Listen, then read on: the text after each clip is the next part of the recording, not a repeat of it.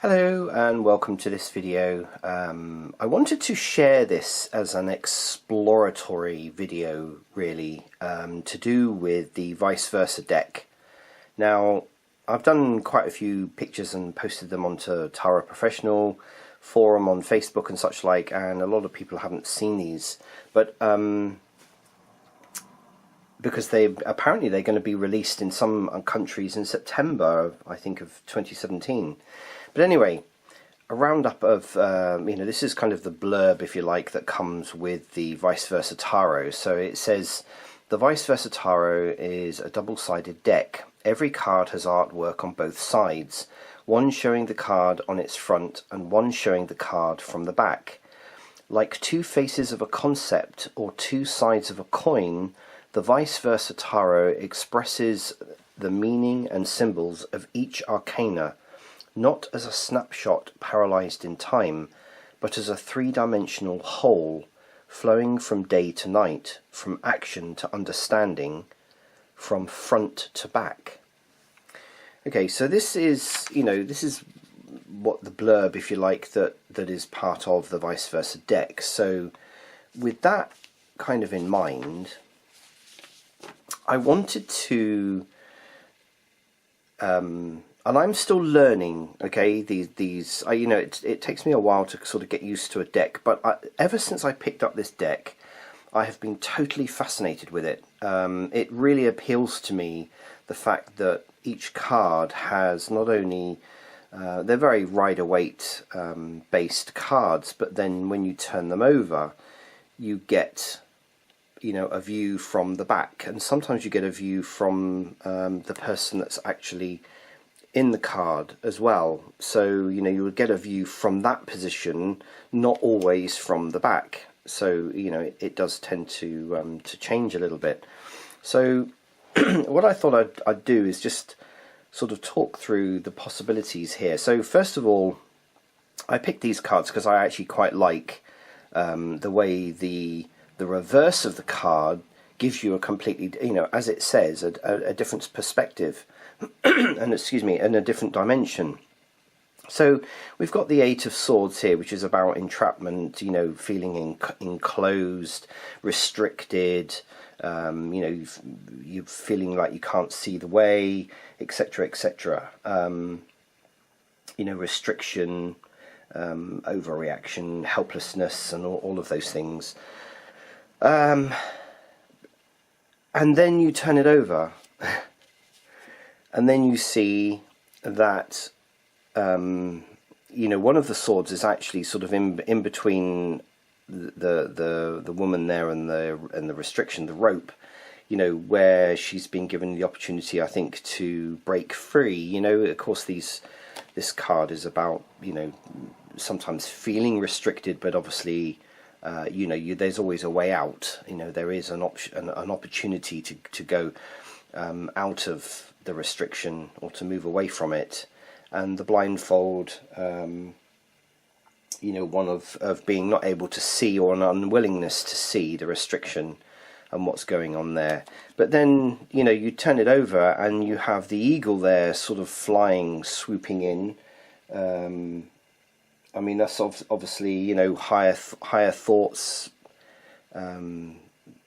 spirit, whatever that comes through for you at that particular time. So that's quite an eye opener. I quite like that one. That it's actually a lot easier to release yourself from the restriction, or the perceived restriction, than you thought. The Six of Wands typically is about victory. The end of a journey, the end of something that you've been victorious over, which is quite typical with the wreath, and look like a knight or a leader of some sort on a horse there. Okay, and then you turn it over, and you get a completely different perspective there. This card sends shivers down my spine for some reason. You've got the blooded, soldiers there the you know, in the foreground with blood on them, and then in the background you've got, you know, black clouds, you know, billowing smoke, obviously depicting some sort of, you know, destruction. And to me, this card says, you know, that in order to get, you know, you may be victorious, or you have been victorious, or you've achieved that victory over you know, whatever it may be, but at a price. You know, this has come at a price, possibly from other people, have you know, have fought the battle with you. Don't forget that people have actually helped you to get there. And for me, the dark clouds in the background are very much about, you know, sometimes in order to be victorious, you know, things are sometimes a bit destructive, and possibly in your wake or behind the scenes there's been quite a lot of destruction. So, like that. The Emperor, love this card. It's you know, everything about the Emperor, really holding a golden globe or a golden orb of some sort, and the anchor of everlasting life. And I love on the fact these, you know, on his chest he's wearing he's got a, you know, a depiction of the sun. I just love this card. But then to me, behind, he's got a veil. He's sort of a cave, you know, which is about potential mysteries, you know, something that you have to go through. And then on the back, love it. Just absolutely love it. You know, we've got a fire here. This, I don't know quite what this cube is. And of course we've got the, you know, the larger depiction of the sun. We're looking out over a valley, rock valley of some sort. And we've got the moon, you know, two different aspects of the moon. So it's about phases. It's about light, heat, action. The cube, I don't know. It's interesting, but it really does give you a different perspective. So again, I mentioned about the veil. This to me looks like a veil behind him, where, you know, you're being drawn in. When you turn the card over, it's like you're looking through the veil out through the other side. Love it. Okay, the Eight of Cups. Okay, so we are leaving things behind. We're leaving, you know, the cups are depicted here, all beaten and broken. They've not fallen over, but they're all, you know, they're all in a pretty battered state. We've got the sun depicted, which I love the way the sun's depicted in this card. Again, sort of phases, you know, dark and night, kind of in the same. And it looks like the person in the card is you know, is obviously walking away with his staff. So, love that. Moving on. But then you turn it over, and you get a different perspective. So again, this is the perspective, I think, from, you know, if you look at it, you don't see the person. So you're looking at it from the person on the front of the card, and you're seeing this. And again, this kind of sends shivers down my spine when I see these cards. They really do. You know, you're leaving something behind, probably, you know, it's a child. It could mean, you know, the end of a relationship, and it means, you know, it's really strong. It's very, very difficult to leave your children behind. I know that from personal experience. We have a shooting star, or a comet of some sort in the starry sky. That appears quite a lot on the reverse of these cards.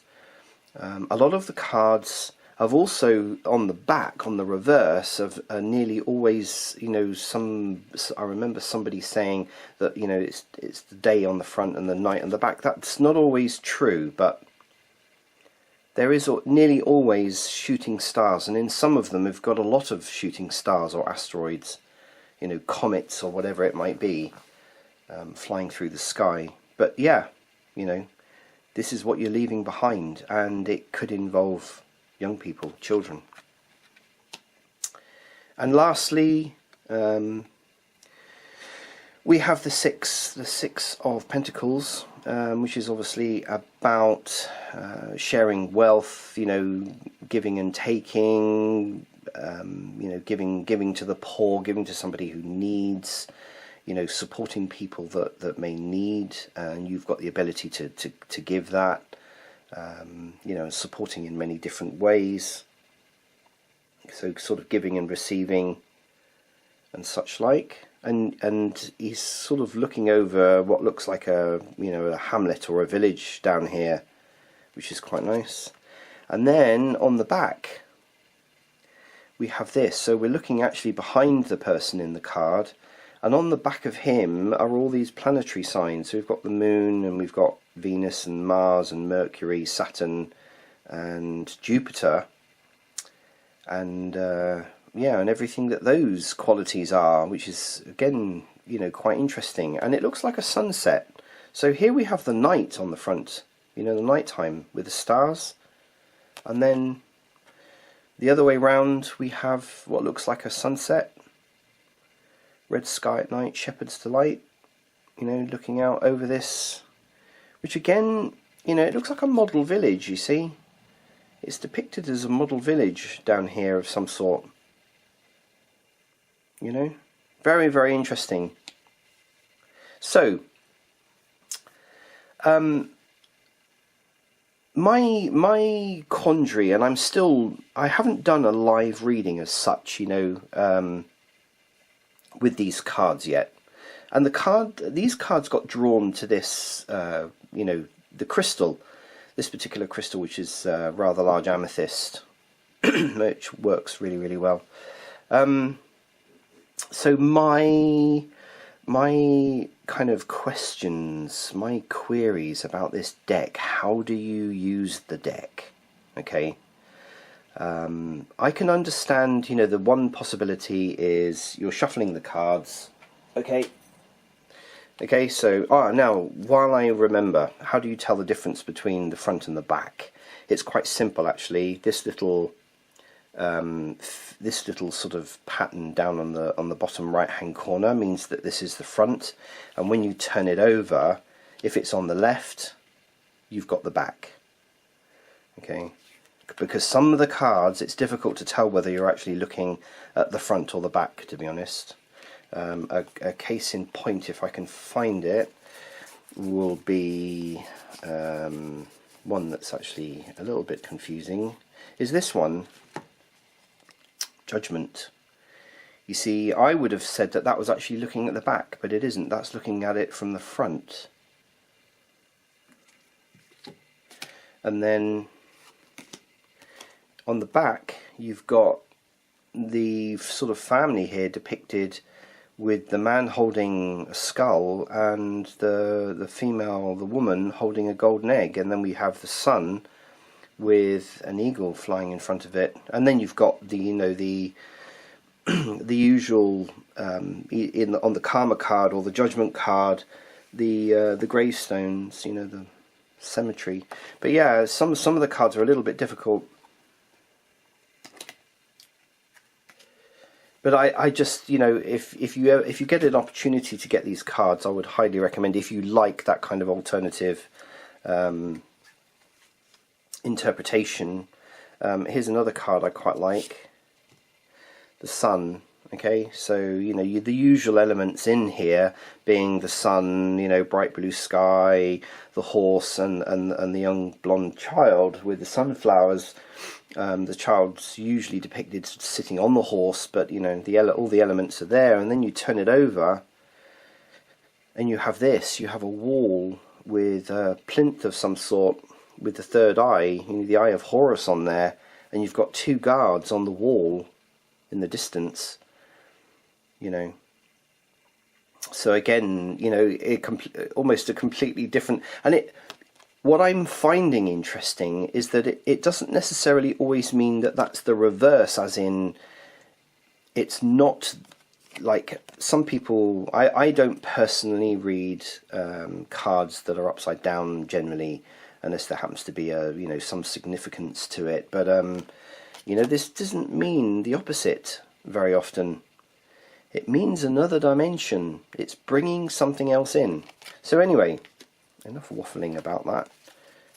My question kind of is, or questions, how do you use this deck?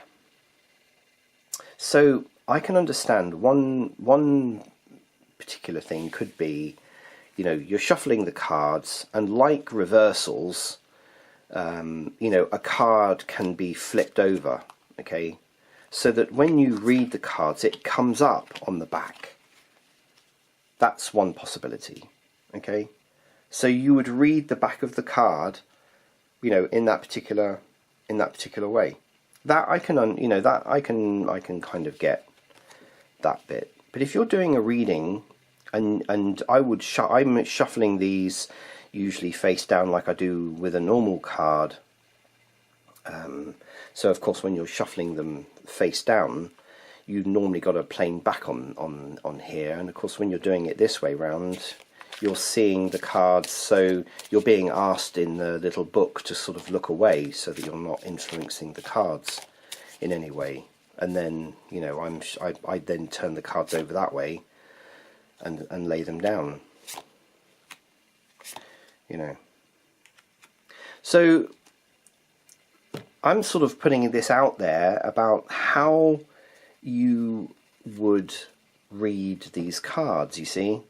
So if this was, let's just say this was a 3-card, this is not a real reading, but let's just say this was a reading, and you drew these cards, and you're going through and you're explaining, each of the, the card, the placements and the associations and all of those other things. At which point do you think that you would actually turn it over? You see, because these cards are giving you a different dimension. They're taking you into a different place. And I wonder, my thought on possibly a 3-card reading would be, if there was a card that didn't really seem to fit in, maybe, it was kind of out of place to do with the reading, that you would then turn it over and see what the alternative message would be. That's one particular way I think of doing it.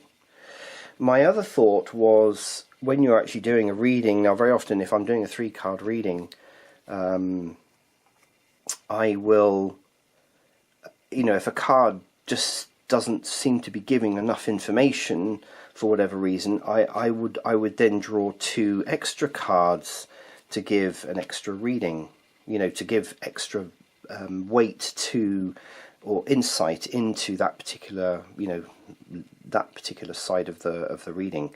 And then again, at which point would you turn it over? You see, because this isn't necessarily the negative side. Some cards do have a negative side to them and others don't, and it's a little bit like, I'm guessing that you could say, well, let's see what other messages are coming through here, and then of course if part of the reading is it's an opportunity to walk away and leave what else is left intact. And by the way, it's going to be difficult because you're leaving, you're possibly a loved one behind, or you're leaving, someone that you love behind, a child behind, or whatever. And the comet could mean, something. It's perplexing. But at which point would you turn these cards over? You see, and would you turn them over every time? Is it really necessary? You see, to turn them over every time. That's the other thing. And then the other alternative, I think, could be that if you were expanding on something, that you would actually purposefully lay the card, back to front. What would happen if you didn't do this? If you weren't, then, and if you turned this over, you see, you're reading the reverse of the card. So, this is what would happen if you did, and this is what would happen if you didn't. That's another possibility. And then taking it potentially another step further would be actually, I don't know whether this would be really whether you would really do this, but you would actually do the reading on the reverse of the cards and then use it in the other way, you know. So you would turn it over, and you know, that's another possibility. Of course, the other, probably the more obvious thing would be to turn the card over on all of them. So if you were giving somebody a reading, a 3-card reading, and then you would then turn the cards over on all of them, and you would basically give sort of a third dimension to the reading completely, which would then take your reading to, you know, possibly to another level, and give you know, people a different view of, you know, the whole reading, as it were. But then you're possibly running the risk of, you know, the reading being actually quite long, because in effect you're almost reading 6 cards instead of 3. But you know, it's neither here nor there really. But interesting, very, very interesting, these cards. I have done a lot of meditation on each of these cards, and there's a lot of symbolism and messages that come through. It's like it's everything that you know about the tarot cards generally has now doubled. it's like it jars your brain, because you think, oh right, okay, we now see another side to these cards, literally. So this is the reverse of, I don't know whether that's in focus or not, but you know, again, quite interesting. You know, we've got the 2 of Pentacles here, you know, juggling the Loomis Gate, and we've got a ship in the distance there, you know, the typical sort of Rider-Waite. And then on the back, we've got sort of a courtyard with some people on balconies looking at, you know, almost like a performance, more than juggling, you know. Could be maybe drawing attention to yourself, you know, with what you're actually doing, maybe.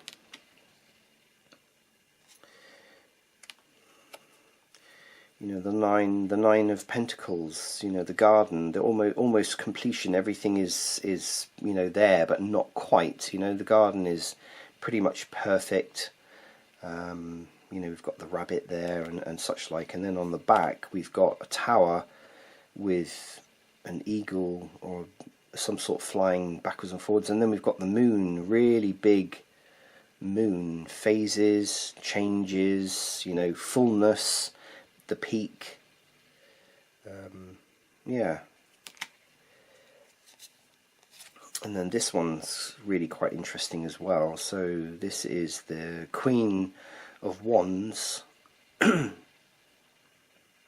She's got her eyes closed, and then on the back we've got sort of a statue, a sphinx-like, almost vertical statue here, and the intricacies of the throne that she's sitting on. I just love these cards. They are just amazing, and you really have to look, you know. But anyway, I thought I would share this because a lot of people haven't really seen these cards yet, and yeah, I'd be very interested in getting some feedback about, you know, what your thoughts are on how you would read these cards, how you would actually use them. Would you use the reverse, you know, to go further into one aspect of the cards? Would you do it for all of them? You know, would you turn it over and then you've got another side of the interpretation?